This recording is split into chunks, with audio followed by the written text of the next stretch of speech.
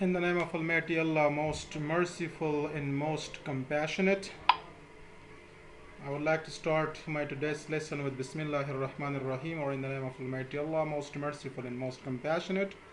The presenter is Assistant Professor Ahmad Tasal Hazraty, Master of Education in Teaching English to speakers of other languages at Kabul Education University, which was affiliated with the Indiana University of the United States.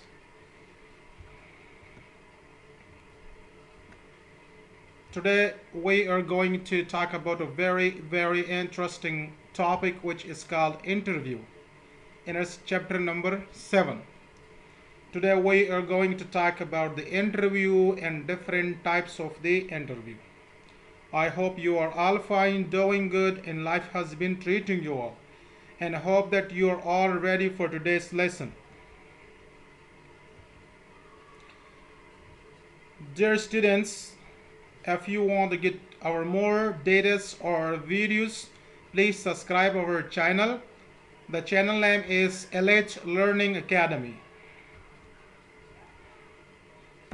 So before to talk about the different types of the interview, first of all, this is very important to talk about interview. What is interview? Interview is a conversation where questions are asked to elicit information. What does it mean is the interviewer is usually a professional or a paid researcher. So sometimes trained who poses question to the interviewee, or in an alternating series of usually brief questions and answers. So this is a conversation where a person is asked question from the employee in order to collect the data. Moreover, interviews involves an interviewee and interviewer.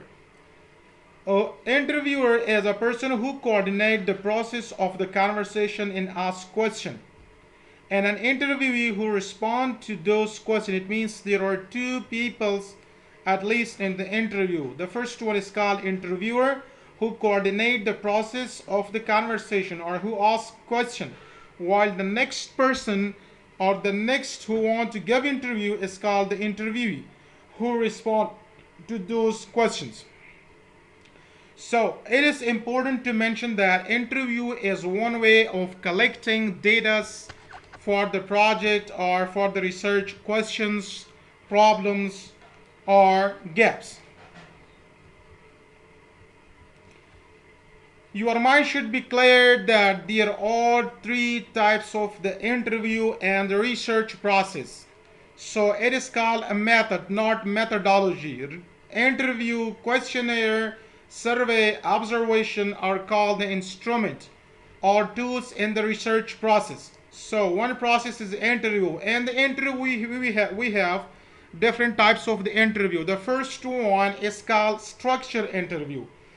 The second one is called semi-structured interview, while the third one is called unstructured interview. So first of all, let me explain what is structured interview. From the names, it reveals that it is a control. It is based on the yes/no question. The respondent or the interviewee is controlled. They are not allowed to give information, while they have to only respond by yes or no, or they should answer the multiple choice questions. Semi-structured interview is the second types of the interview, which is both structured and unstructured. We can bring closed-ended question and open-ended question, while in the structured interview we have to only add closed-ended questions. Unstructured interview is the opposite of the structured interview, in which is based on the open-ended question, based on the question which should be responded by the information. When we conduct the unstructured interview, it should be qualitative research rather than quantitative research. For the quantitative research, we have to use structured interview, which is based on the closed-ended questions, while unstructured interview is for the qualitative research, which is based on the open-ended question. So I hope your mind is clear about these three types of the interview that we are going to use in order to collect our data for the research project. So in the interview, we have to think about different issues. The first one is recording methods. For the recording methods, it is a recording equipments that we are going to conduct the interview, and we have to record the people's response or answers. So at first, be familiar and with practice. For example, if I'm going to use a recorder, I have to be well familiar with the recorder, with the practice that, and we have to make enough sure that it's work properly. And we need to have the alternative to, if the first one doesn't work, we need to have the alternative in order to work and do our own assignment or task on its own time. Beside this, we have to be enough clear with everything which is used during the interview. For example, pen, paper, practice taking notes. Everything should be clear. And the next thing, before the interview, we have to develop the questionnaire that should be asked during the interview. So we need to think about the recording equipments. We have to be familiar with the practice. We need to have paper, pen, and taking notes. Whatever is needed for that, we need to have that. And we have to develop the questionnaire. Beside this, we have to use audio recording equipments, and we have to make enough sure that the recording work effectively. Keep it in mind that the more you pay for the equipments, the better the recording would be. For example, if you conduct the interview but you don't have a very appropriate and a high quality equipments for the recording, so you might do the interview, but you might don't get the information because your recording equipment is not appropriate, and you might not get clear data. So to have better and better equipments, you will have the better recording. So it is important to make a recording checklist. So we need to have the checklist before the interview, what is used during the interview, and we have to make enough sure that everything works properly. So then we have to put the check mark, the thing which is used or work, and the thing which is not work, we have to cross that, and we need to have another thing. But the most important thing, keep it in mind that always you need to have the alternate. For example, instead of one pen, you need to have 2-3 pens. And instead of one pencil, you need to have 2-3-4 pencils. Instead of one device for recording, you need to have 2-3 devices. If one is not working, you need to have another one in order to conduct and record your information. So the next topic is the advantages and disadvantages of the interview. First of all, we have to talk about the advantages. What the advantages of the interview is during the research process. So the first thing, or the first advantage, is it is practical. For example, if we construct questionnaire and we spread it to the people, so we don't have a practical or face-to-face conversation in order to collect our data. So the people all respond based on their own opinions. But it is a practical session. We can ask our audience to come and we can collect our data practically.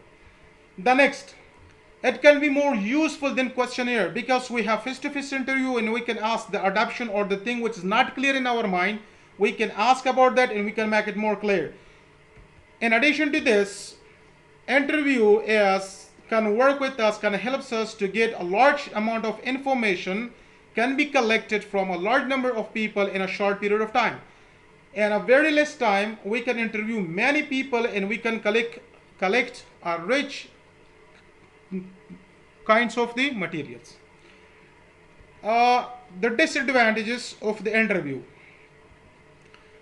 Disadvantages is that it might be time consuming. It might need very much time or too much time.